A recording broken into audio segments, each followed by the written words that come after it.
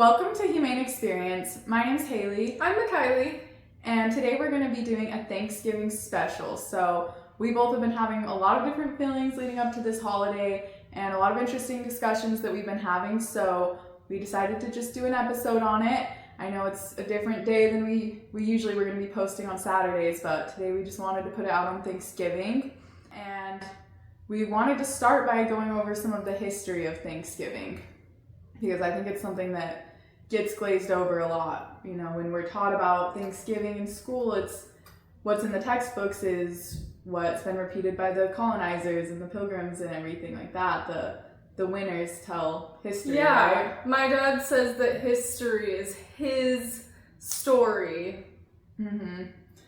Yeah, what do you think are some of like the biggest misconceptions that people have about Thanksgiving? Well, I guess that's hard to say because after, doing some research. We learned a lot, that's what I was about to say, yeah. For this episode, my mind is blown, and I feel like I've already learned so much just from when I was a kid because, if we go back to like what I learned in school, and I feel like what most people know is that, the Indians, the indigenous peoples, and the pilgrims had this nice, peaceful, happy feast together, and everybody lived happily forever after. They didn't fight anymore, and that is just so wildly far from the truth. It's disgusting. Right, and we're gonna get to that in a little bit too.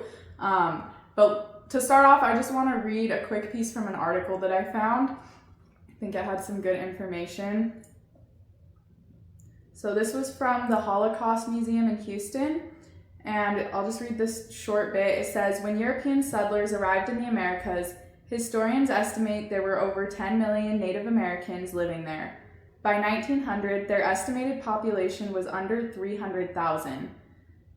Native Americans were subjected to many different forms of violence, all with the intention of destroying the community. In the late 1800s, blankets from smallpox patients were distributed to Native Americans in order to spread disease. There were several wars, and violence was encouraged. For example, European settlers were paid for each Penobscot person they killed. In the 19th century, 4,000 Cherokee people died on the Trail of Tears, a forced march from the southern U.S. to Oklahoma. In the 20th century, civil rights violations were common, and discrimination continues to this day. So I think that's just a good, overarching 10 million Native Americans, and then by 1900, under 300,000. There were many different forms of violence being enacted against those communities. And obviously, we do address that in the textbooks and in school, but I feel like they just kind of glaze over it. And like you said, then it's like, oh, we had this dinner, and the Native Americans, they came and they sat down and brought food and ate with the pilgrims, and everything was good, but... And they act like that was like the end of the fighting or something. Like, at least that's what I remember being taught, was like there was fighting before that. And I'm pretty sure that they even teach that the natives were who started the fights, which that sounds suspicious to say as well, but... Right, they were being invaded. Their land was being invaded. If someone showed up at my house with guns and explosives and, started cutting down trees... They didn't have guns either, so it's, like, that would be terrifying. Yeah, that's called self-defense. Even if they, quote-unquote, started the fight. Right, and, neither of us are historians, and so...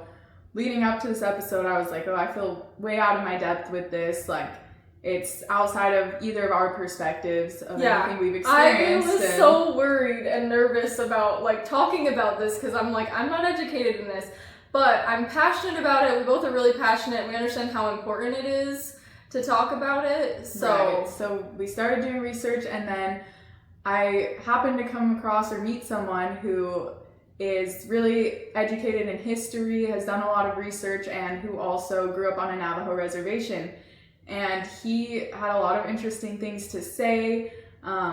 So I asked him, I wanted to bring him on and interview him, but it's like this was such a last minute episode. So he did answer some of my questions over text, and I wanted to read those off just because I had never heard any of this before. And when I was telling you, you were like pretty shocked by a lot of it as well, right? Yeah. I learned a lot. I'm really glad that we did this. Okay. So he said, the modern story about pilgrims and natives was retroactively woven in to give the holiday a symbolic origin. Basically, Abraham Lincoln was like, this country's a mess, let's bribe everyone with a national dinner. And it stuck as the traditional dinner. And then I asked him, was there ever really a dinner like that, or was it all made up? He said, not really. The famous First Thanksgiving, in quotation marks, First Thanksgiving, in 1621 was a harvest fest, not the start of the holiday. The Wampanoag tribe was not invited to this feast. The only reason they showed up is because the Pilgrims fired guns in celebration, and the Wampanoag came out of concern, thinking it might signal conflict. That's why you see all those pictures of Native Americans coming out of the forest and bringing food, but that's not actually what happened. Some Thanksgiving declarations were tied to military victories, including violent events involving Native people. There's a lot more, but if you do some research, you'll have some interesting and sad things you learn about the actual holiday. So that's already a lot. There's more to read, but we can talk about that to start. It's like, you see those pictures of Native Americans coming and bringing food, and it's like, that's clearly such a misrepresentation. Isn't it? This story makes a lot more sense, too. It does make a lot more sense. Why would they be wanting to bring food to the people who are like oppressing them and pushing them out of their land and killing their people? Hearing this sounds like they sugarcoated and were like, oh, we're gonna tell a fun story to kids that's like completely inaccurate. But then what really happened is like, it's so interesting. They're like, oh, it's like, you know, peace of coming together, when like really they're literally shooting off guns, and they're like, oh my gosh, like they're like coming out like, hey, like, is everything okay? Like, yeah, what's going on? Are we in danger? Clearly, yeah, you hear guns and it's just like, oh yeah. You know. So I want to read some more of this too. So after that, I asked him, was the Harvest Fest always framed as Native Americans sitting with the colonizers, or does that come later? Also, were any of the tribes invited, or did anyone show up besides the Wampanoag? He said, I wouldn't say what I know is fact, it's just reading I've done. When I was in college, I wanted to be a history teacher. The whole Pilgrim and Indian story was added later by writers and textbook publishers to create a wholesome national myth. The only interaction during that time was when the tribe came out to see what was going on. They weren't technically invited, they just came out of concern. But like I said, the publishers and textbook authors created that illusion, and it was the Indians and Pilgrims celebrating the feast, which it wasn't actually. It was a harvest fest the Pilgrims were celebrating. Real reason we celebrate Thanksgiving is Abraham Lincoln basically invented it during the Civil War because the country was falling apart and he needed everyone to chill and eat carbs. So the two coincided with each other and it stuck. So it's a pretty good explanation. It's the best one I've heard. So. That's the best one I've heard. Yeah, I would love to hear if anyone has more accurate depictions or more information. Like, please leave that in the comments below. Yeah. This is absolutely fascinating to me, and I think also so important to talk about and educate ourselves on, because we are fed so much BS. It's ridiculous. Yeah, because we view Thanksgiving as this celebration of people coming together, when that actually wasn't what it was. And for a lot of people, it's actually considered a day of mourning because it's when so many of their ancestors were persecuted and killed. So, yeah, we need to have more understanding and more respect of that, I think. And just understanding that it's not just in the past either. It still affects indigenous people today. And yeah. We should talk about that a little bit as well. Yeah, I actually watched a video recently of an indigenous person who was talking about how people will say to her, oh, well, it happened in the past, so like get over it, which is so dismissive for starters. But second of all, she's like, no, like the generation before us, like there was people, like their grandparents were being kidnapped and taken to boarding schools and taken away from their families and never able to see them again. And if you look into any of that kind of history, it's atrocious, but we won't go into that today. Those people got everything taken away by the colonizers. Everything. They got moved to infertile land that doesn't have access to flowing water and, you know, like I said, the fertile land where they can grow their food. And then they're being shipped, you know, very low quality food from the government because they don't have other resources. And you were saying, like, how your friend, when he grew up on the reservation. Yeah, so he was telling me that they had some sheep, some goats, I think it was. So they had some animals that would live on the land, and they would use those animals as resources for food. But then to supplement that, they would have these trucks come and they would drop off. You would think it would be fresh fruits and vegetables and grains and all the things that they don't have already, but he said it was these big tin cans and it would have a picture of a chicken or a cow on it, and it would just be these like canned meat, and they would get powdered milk and cheese. That is so, I just feel like that's so disrespectful, and like, oh, is that us like saying sorry for all the shit we've like done to them? Like, I don't understand how you can see that as like viable and in comparison to just being able to live off of the land. So yeah, it's just messed up that it's like indigenous people want to have sovereignty over their own people and their own land, but then now we've made them dependent on the government for resources because they can't subsist off of the land anymore.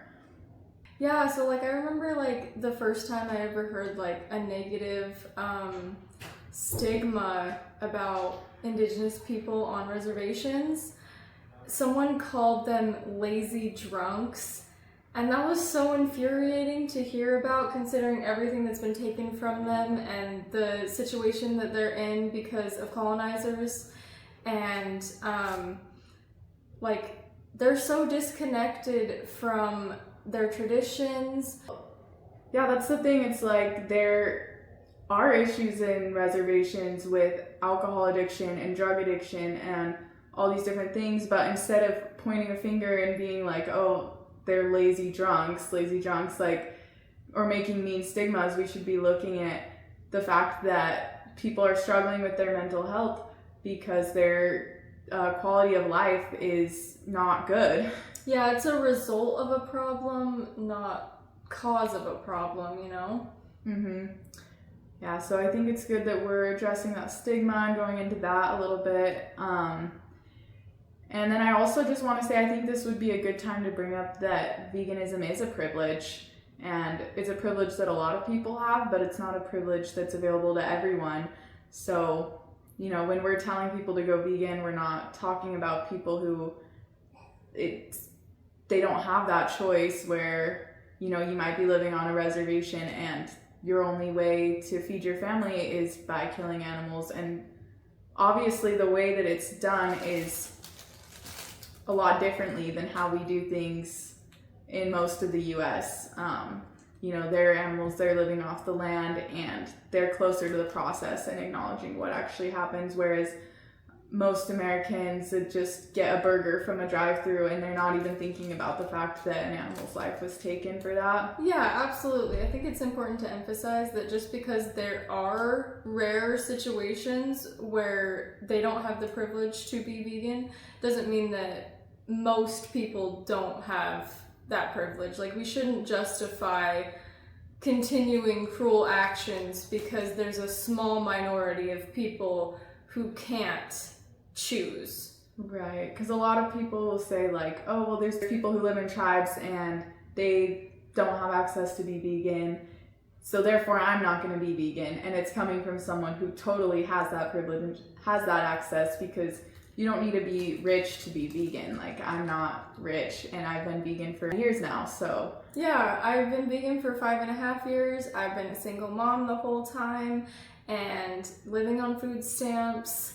I've been on food stamps the whole time I've been vegan. That was actually something that helped me be able to buy all of my own food. And I was like, oh my gosh, I have the choice to buy all the food that I feel good about, that's not going to hurt animals anymore. That was really exciting for me. And right, and food stamps, they shouldn't be stigmatized either. That's another thing, is like they're there to help people, and you know, you're one of the people that they're there to help, like people who are single moms or who need that assistance. And there's people on reservations who clearly need our assistance right now, but I think we should be asking them what they need and what they want, instead of just being like, oh, here you go, like, we genocided all of your people, here's some cans of meat, like, here's some scraps, basically. And then we celebrate this Thanksgiving dinner, like, just this super hollow tradition of like, oh, everything's good now, but we haven't actually done anything to make up for it.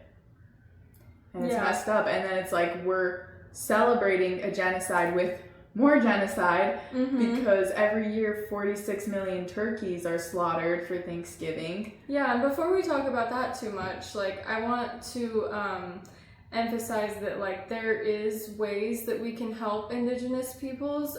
This is something that I've had a really hard time with, is like figuring out how we can help.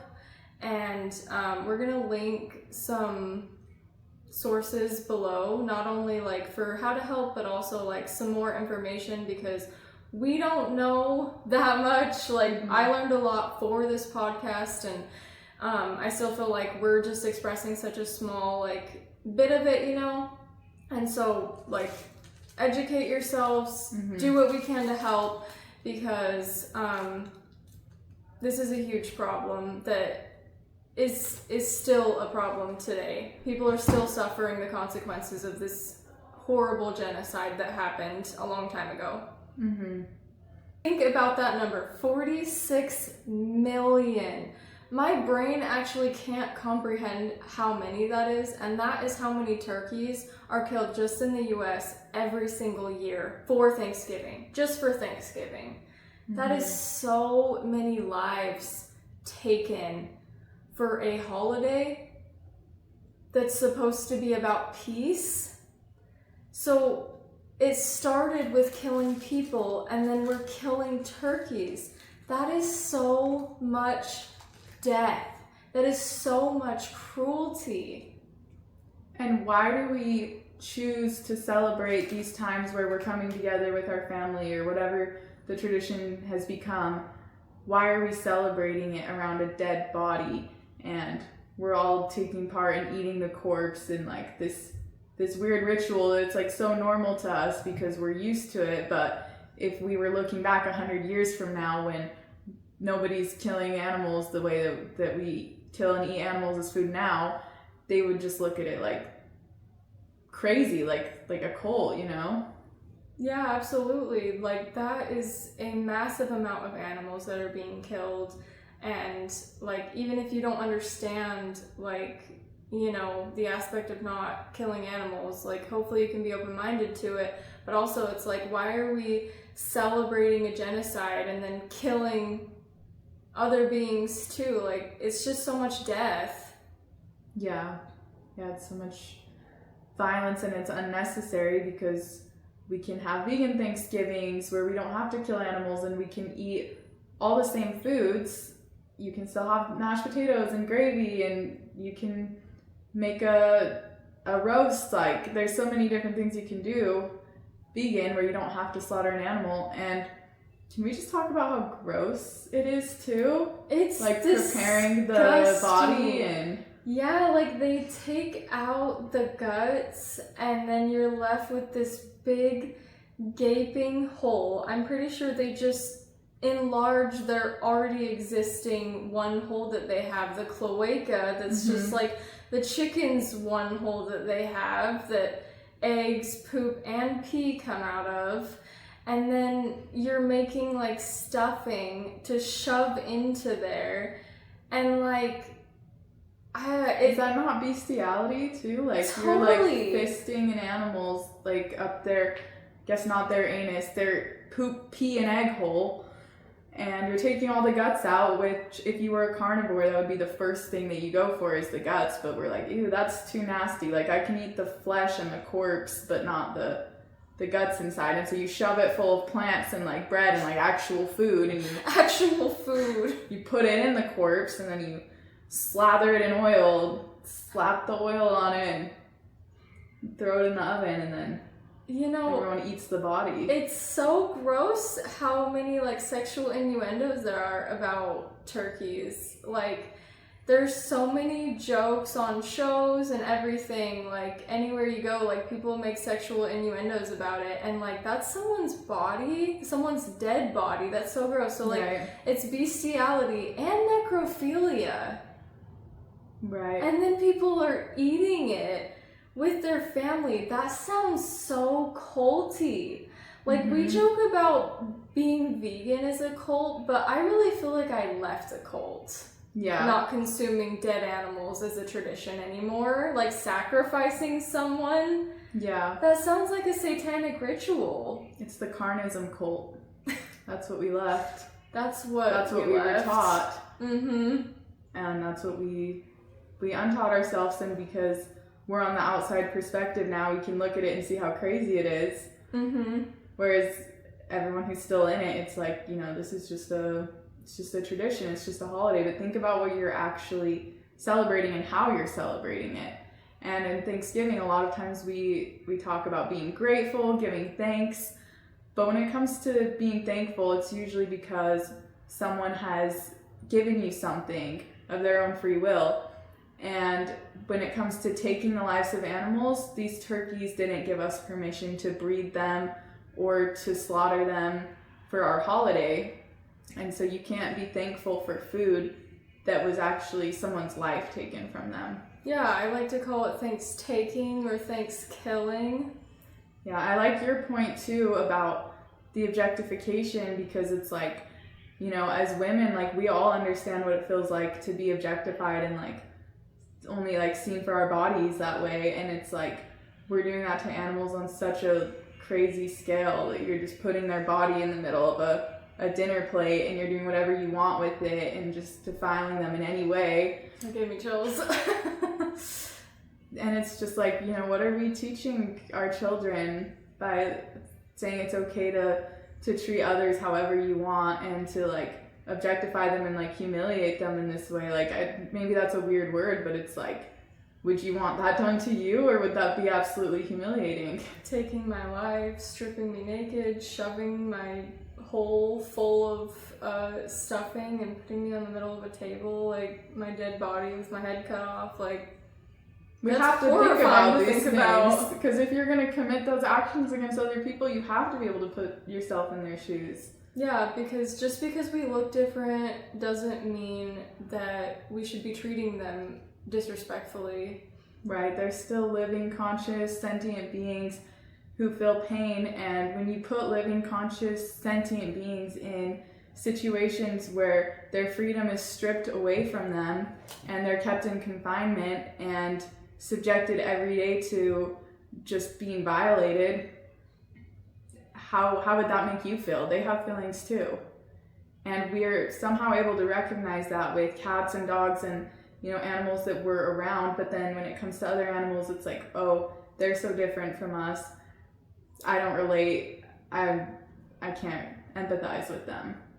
But it's just based on our conditioning and like what we've been around, because turkeys, they are beautiful animals and very loving once you actually get to know them and once they trust you. So yeah, they're kind of shy at first and distrusting of humans. Like, I am most of the time to people, but once you like get close with them, like, I know people and I've seen like videos and at sanctuaries and stuff where these turkeys will form a bond with someone, with a person, with a human, and they'll come sit on their lap, they purr, and they like rub their head into you, like they want to hug. And it's so beautiful. Yeah. Like, that's something that you completely miss out on when you're just seeing animals as commodities. Like, people go hunting and, oh, it's a trophy, look, I did such a good job. But that is not an accomplishment at all. Like, that's an easy, barbaric thing to do. to go kill someone and take their life. Like, something that's so much more beautiful is to help animals and form a bond with them. We have these other beings that we share the earth with that we don't understand, and we communicate differently, and how incredible, like absolutely amazing it is to form a bond with someone who doesn't speak the same language as you, that has different ways that they that they live, different parts of their bodies. Like, we're so different, but we can still bond, we can still communicate, and that's so beautiful. That is such a beautiful thing that we can do, that we miss out on when we're taking lives from others. Yeah. A thought that's coming to my mind too now, since we've been talking about the stolen lands that were taken from Native Americans when the Pilgrims arrived, it's like we're on stolen land from the animals too. The animals were here before the settlers came, and we took their land and we built buildings and roads and parking lots, and we stole their homes from them. Absolutely. Did you know that most of the animals on the earth right now are actually farmed animals? Mm-hmm. Most of the biomass on the earth, there's more farmed animals than there are humans and wildlife combined. And we're causing massive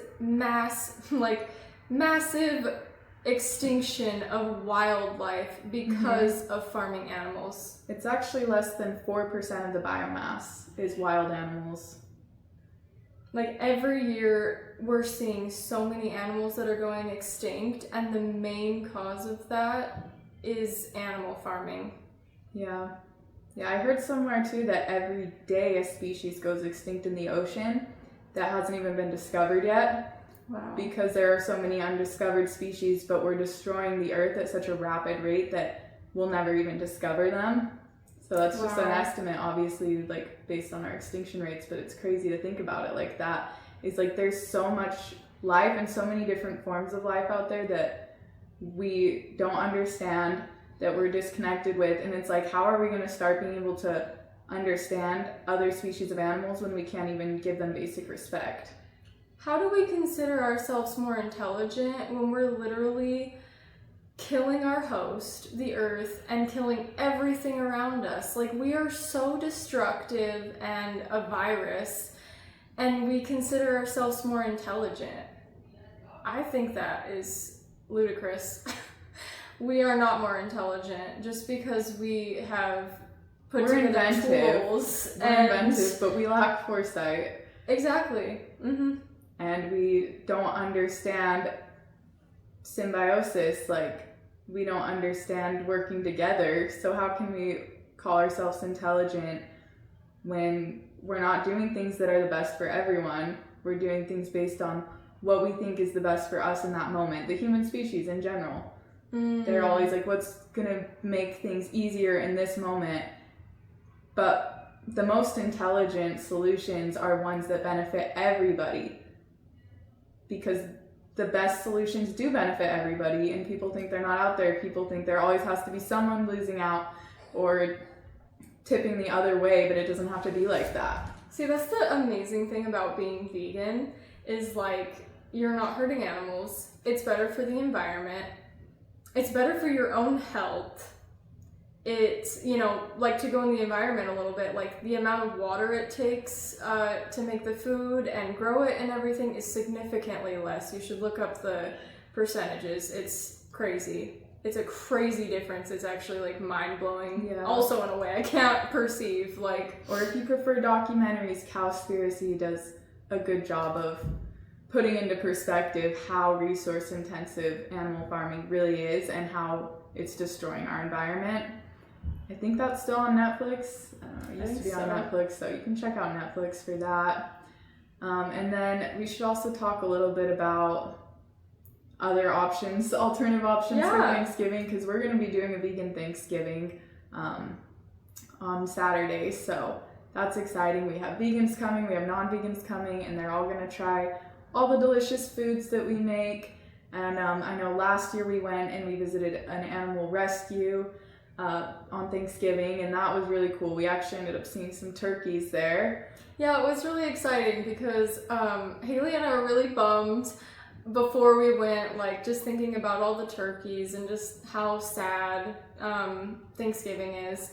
And we went and volunteered at our local sanctuary, and Haley was like, oh, I wish they had turkeys. Like, I feel like that would heal my heart a little bit, you know? And then we get there, and there was wild turkeys, and they'd been there for a little while, and I just thought that was so awesome. Yeah, because we knew, like, there aren't turkeys at this sanctuary, and it's like, oh, that sucks. And then there were turkeys anyway. It was like a Thanksgiving miracle. It was so cool. It was like they knew it was a safe place to be. Yeah, that's so awesome. So I like the idea of on Thanksgiving, instead of taking, because Kylie talked about things taking, we're taking lives from animals, we took a lot of lives from people's, like, we're taking quality of life from people still, and so it's like all this taking, try to give back on Thanksgiving. Yeah, maybe we can alchemize that energy by giving, actually giving. Yeah, you know, giving back and figuring out how we can help indigenous peoples, giving back and figuring out how we can help turkeys. Yeah. I love that. Volunteering at sanctuaries, donations, looking on their wish list and giving them things that they need. And then, you know, like I said before, we're going to have links on how to help indigenous peoples. So that's a good tradition to start this year that doesn't have to disrupt your life. We covered a lot of good topics on this. We talked about a little bit of the history. We're obviously not historians, so go and do some research on your own. We really encourage that. And if you guys have any interesting knowledge to leave, definitely drop that in the comments, because we want to learn more about this topic as well. But yeah, we tied it back to the turkeys. We're celebrating genocide of millions of people with genocide of millions of turkeys. Let's just cut it out and stop being violent and start giving back. You know, I just think it's really awesome, like, how many options there are nowadays. Like, we live in such an awesome time to be vegan. Yes. Like, even in just, like, the last 5 years, the last 10 years, like, the alternatives, if you still, like, you know, because, like, you don't need butter, you don't need milk. Like, we've been conditioned to think we need those kinds of things, and we integrate it in a lot of the foods that we make. But like now, it's so easy to get plant-based butters, plant-based cheeses, plant-based milks. Like, it's so easy to make your favorite dishes cruelty-free, without the violence, without taking someone's life, without exploiting them for their bodily secretions. Like, it's so easy to be vegan now. Like, yes, we understand there's a level of privilege, but majority of people have access to be vegan. I think that's really important to emphasize. Yeah, majority of people do, and so just think about if you were in the animal's position and someone was going to eat you, someone was going to use you, someone was going to exploit you. Think about how you would want to be treated. And, you know, we're not here to just like preach to you and tell you, oh, you have to be like us. Just connect to your own heart and try to connect to the animals. And yeah, think about it from their perspective, because I think, like, if I was a turkey in a factory farm right now, I would want someone to speak up for me, and I would love if they were as annoying as possible speaking up for me. You know what I mean? Like, people are like, oh, vegans are so annoying speaking about this, but I don't care what I come off as when I'm talking about a victim. I will be screaming from the rooftops, because if I was that turkey, or if someone in my family was that turkey, I would want to be spoken up for, you know? And so, like, I think, like, if you were someone oppressed, locked in a cage, or on your way to be killed, I would be speaking up for you too. So I hope that you can consider their situation, because empathy is so important, and people see it as like a weakness or, you know, a vulnerability, but we can use it as a superpower. We can come together and we can speak up for the oppressed, and we can make positive change in the world to make things better. Yep, every individual deserves the rights to freedom, the right to everything that they need, and we're not losing out by giving back to people or giving back to animals. We actually gain so much more. and it's such a beautiful thing to give back and to learn. Like, I've enjoyed so much learning for this podcast and getting different perspectives on things, and hopefully you guys have gained some different perspective too from watching this. Just thank you so much. We hope that you will like it and subscribe, hit the bell for notifications, so that way you'll see when we post next. Thank you so much.